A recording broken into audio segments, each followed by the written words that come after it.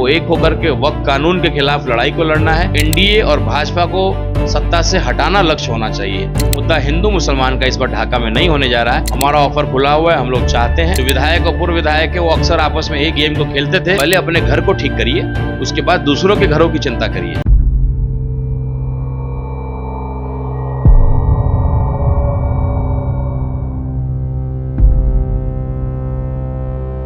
नमस्कार, मैं प्रशांत और आप देखना शुरू कर चुके हैं द एज टीवी और आप लोग का विशेष स्वागत हो चला है हमारे खास शो हम भी है मैदान में।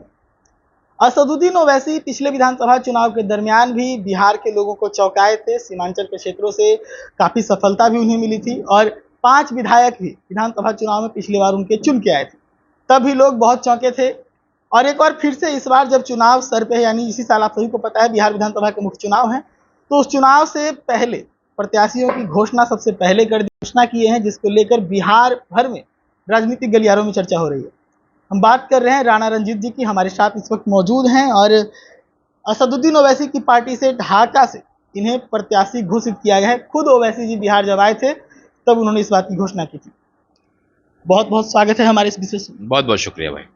सबसे पहला सवाल ये रहेगा कि ये चौंकाने वाला एक कह सकते हैं अनाउंसमेंट था असदुद्दीन ओवैसी के हवाले से कि एक हिंदू परिवार के लड़के को, एक राजपूत परिवार के लड़के को सबसे पहले एक प्रत्याशी के तौर पे घोषित करें, इस पे क्या विचार रखते? देखिए, बहुत लोगों ने ये भी कहा कि ये चौंकाने वाला था कि साफा तिरंगा रंग का ओवैसी साहब ने पहन लिया और पाकिस्तान मुर्दाबाद कहा। तो ये भी चौंकाने वाला जो है लोगों के लिए बड़ा दिलचस्प था और कई हिंदू भाइयों ने खास करके मुझे पर्सनली फ़ोन किया, मुझे धन्यवाद किया और कहा कि भाई हम गलत समझते थे कि आप AIMIM जैसी कम्युनल पार्टी में है, लेकिन आपके राष्ट्रीय अध्यक्ष ने जिस तरीके से पाकिस्तान को करारा जवाब दिया है और ख़ास करके मुस्लिम भाइयों का सीना को चौड़ा किया है, क्योंकि जब भी इंडिया पाकिस्तान का क्रिकेट मैच हो या वार हो, मुस्लिम भाइयों को संदेह की नज़र से देखा जाता था। लेकिन शुक्रिया अदा है आपके राष्ट्रीय अध्यक्ष का, ओवैसी साहब का, कि जिन्होंने हमारे सीने को चौड़ा किया। अब कोई किसी मुसलमान के ऊपर संदेह का नज़र नहीं देखेगा।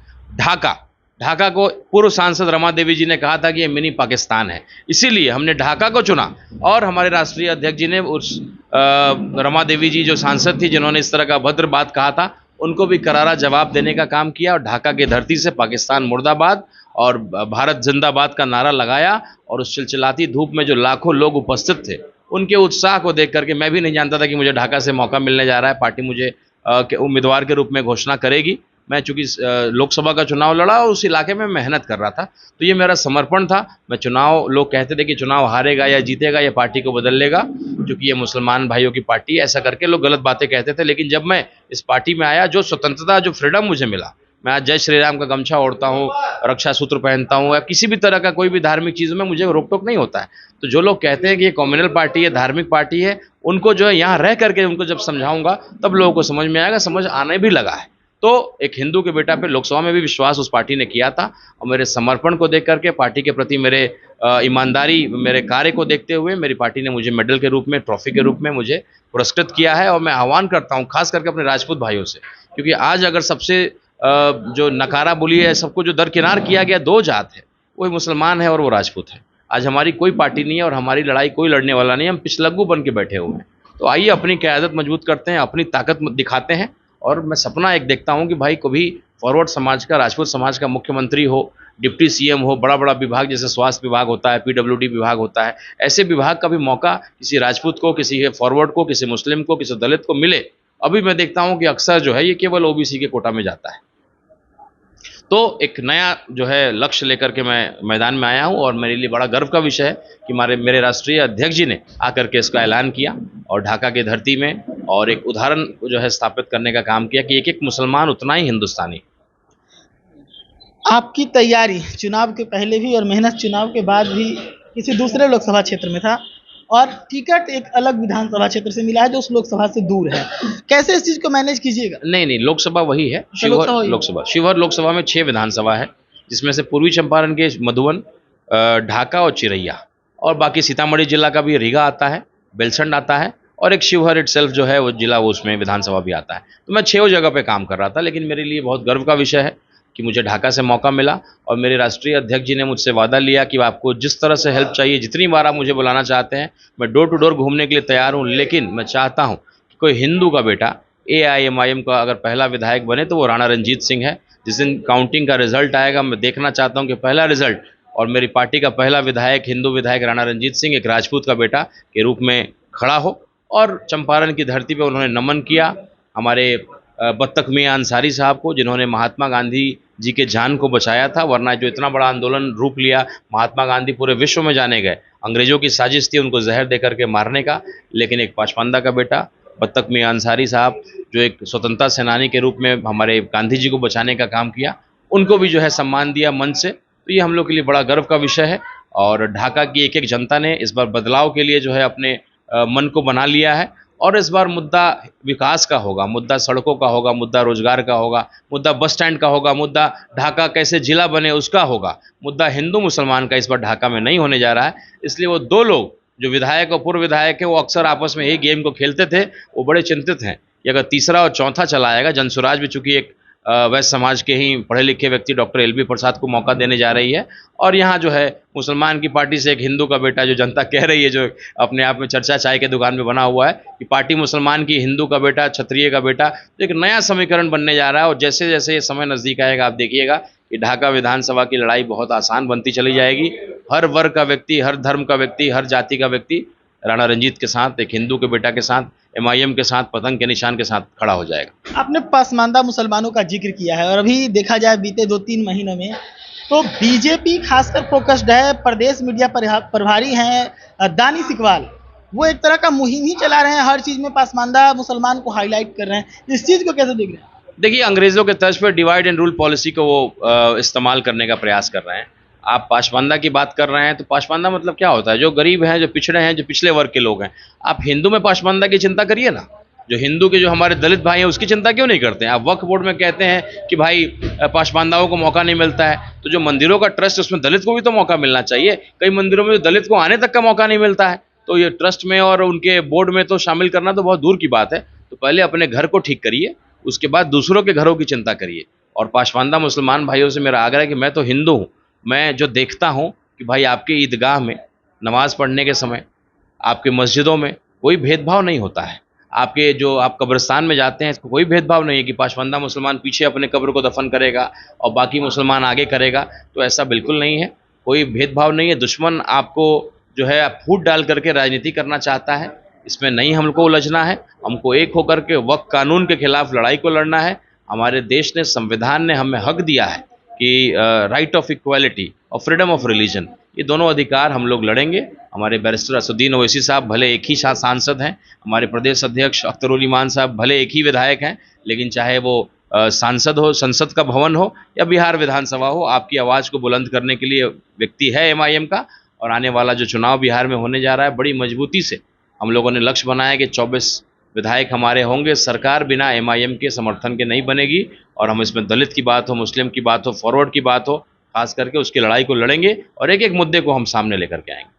अच्छा, एक सवाल ये रहेगा, जिस लोकसभा से आप चुनाव लड़े उसी से विधानसभा एक चुना गया है ढाका, वजह क्या रही? एक, या तो लोकसभा में आपको ढाका से अच्छा समर्थन मिला, दूसरा वहाँ पर मुसलमानों की संख्या ज़्यादा है और एआईएमआईएम की पार्टी है जो कहा जाता है कि मुस्लिमों की पार्टी है, या फिर कोई नया समीकरण तैयार हो रहा है जिसकी वजह से ढाका को चुना गया? हो सकता था कि ये कार्यक्रम में अगर मधुबन में कराता और मधुबन की ये भीड़ देखते तो शायद वहाँ से मुझे उम्मीदवार बनाया जा सकता था।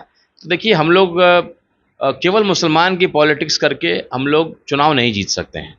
किसी को हराना हमारा लक्ष्य नहीं है। हम लोगों ने अगर पहली बार में लोगों को चौंकाया, 19 मात्र सीटों पे चुनाव लड़े थे और 5 विधायक लेकर के आए, लगभग 26% का हम लोग का स्ट्राइक रेट था।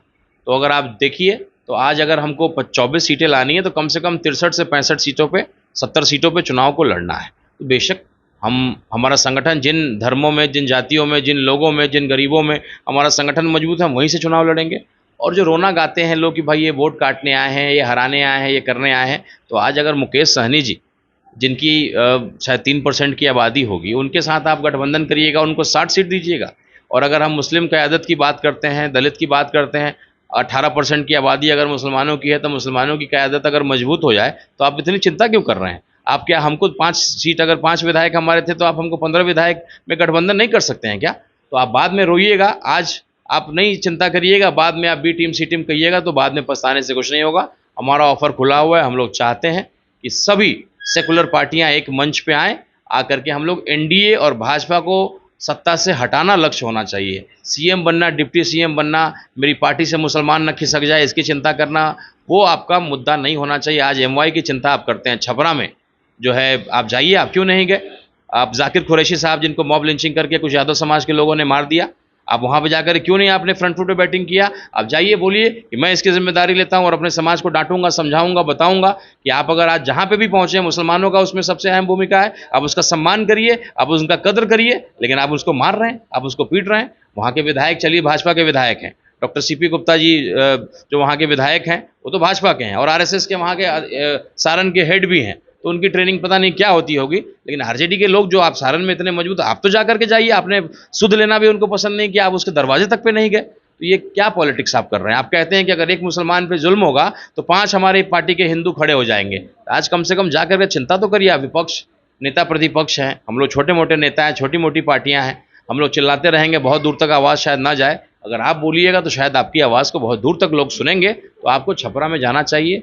जो जाकिर कुरैशी साहब को जो मॉब लिंचिंग में मारा गया केवल इसलिए कि जाकिर कुरैशी बॉडी बिल्डिंग करते थे, बहुत स्मार्ट दिखने वाले व्यक्ति थे, तो उनसे ज़रा लोगों को जलन हो गई कि भाई बताओ ये जो है कुरैशी परिवार का लड़का इस तरह से करेगा। तो सारण में जहाँ एक तरफ मोहम्मद इम्तियाज़ साहब जिनके शहादत पे हम गर्व करते हैं, उसी सारण ने हमें कलंकित करने का काम किया मॉब लिंचिंग की घटना को लेकर के।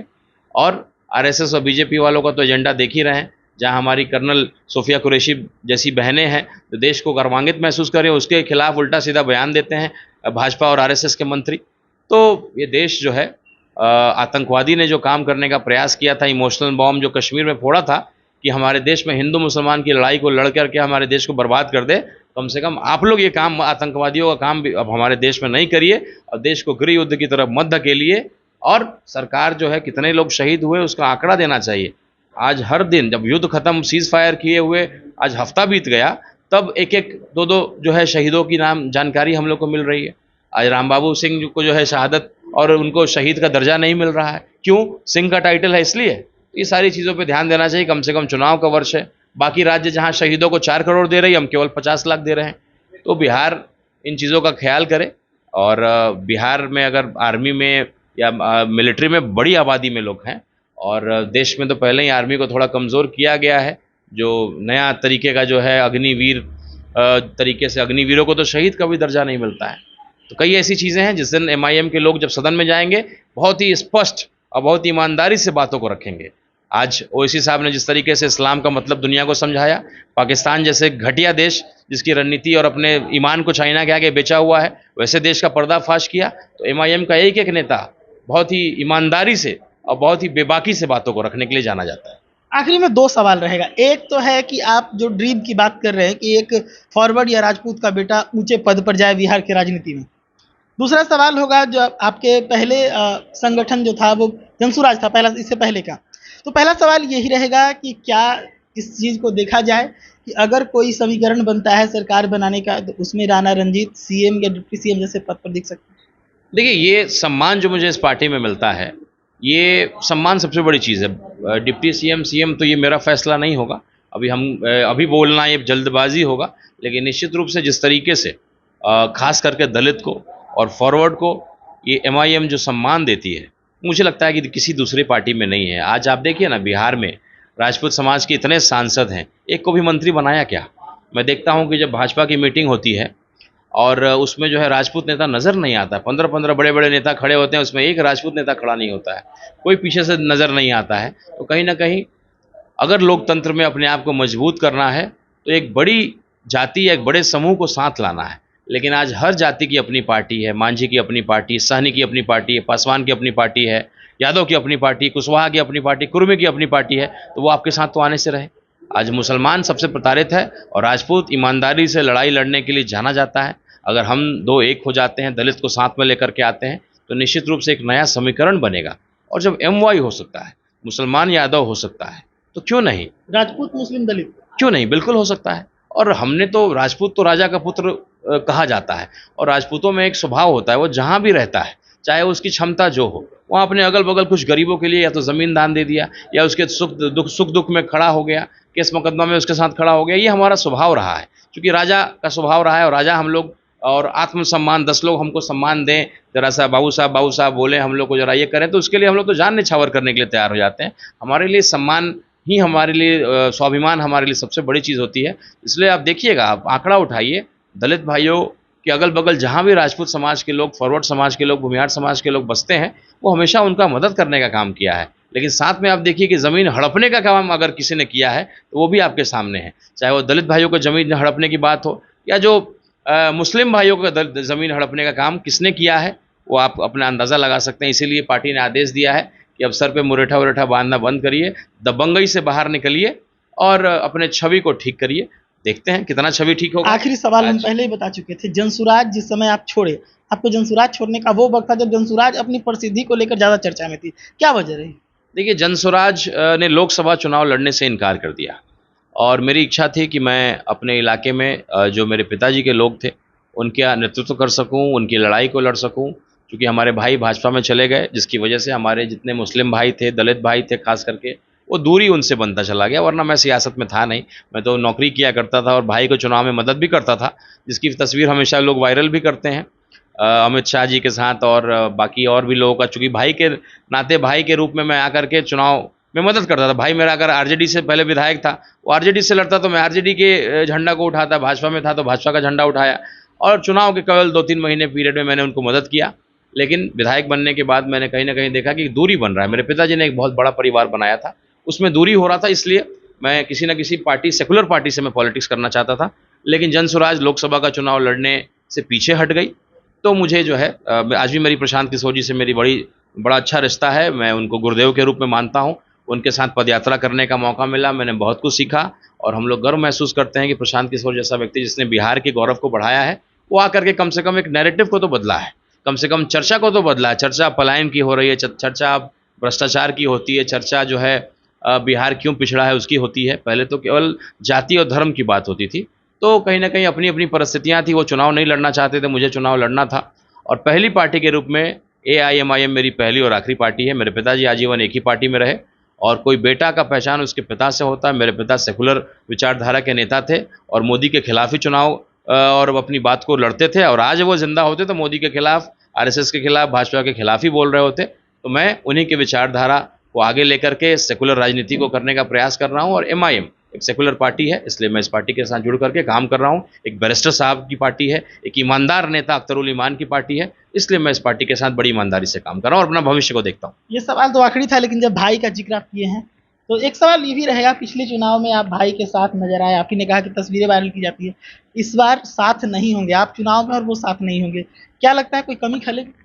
अब तो खैर वो अपना अपना नसीब है, अपनी अपनी बात होती है। और मैं जब लोकसभा का चुनाव लड़ा तो उन्होंने मेरा विरोध किया, पुरजोर तरीके से विरोध किया। न केवल मधुबन में, मैं बाकी जितने विधानसभा में था, शिवहर से लेके बेलसंड से लेके हर जगह उन्होंने विरोध किया। तो अपनी पार्टी के लिए काम कर रहा है, मैं अपनी पार्टी के लिए काम कर रहा हूँ और उनके भी चुनाव में मैं अपनी पार्टी के लिए काम करूँगा। कैंडिडेट के रूप में भले ढाका से रहूँ मैं, लेकिन मधुबन में मेरी पार्टी अगर लड़ती है तो मैं उसके लिए काम करता हूँ। पार्टी का जो आदेश होगा उसका पालन करूँगा। चलिए, तो आप देख रहे थे हमारा खास शो हम भी है मैदान में, और आज हमारे साथ AIMIM से घोषित प्रत्याशी राणा रंजीत जी थे। हम इनसे बातचीत की, काफी विस्तृत बातचीत हुई और हर मसले पर क्या कुछ कहा इन्होंने आपने साफ तौर पर सुना। ऐसे और भी प्रत्याशियों से हम आपको रूबरू कराएंगे हमारे इस शो में, जिसका नाम है हम भी है मैदान में। और आप अपनी राय कमेंट सेक्शन में रख के हमारे साथ जुड़े रह सकते हैं।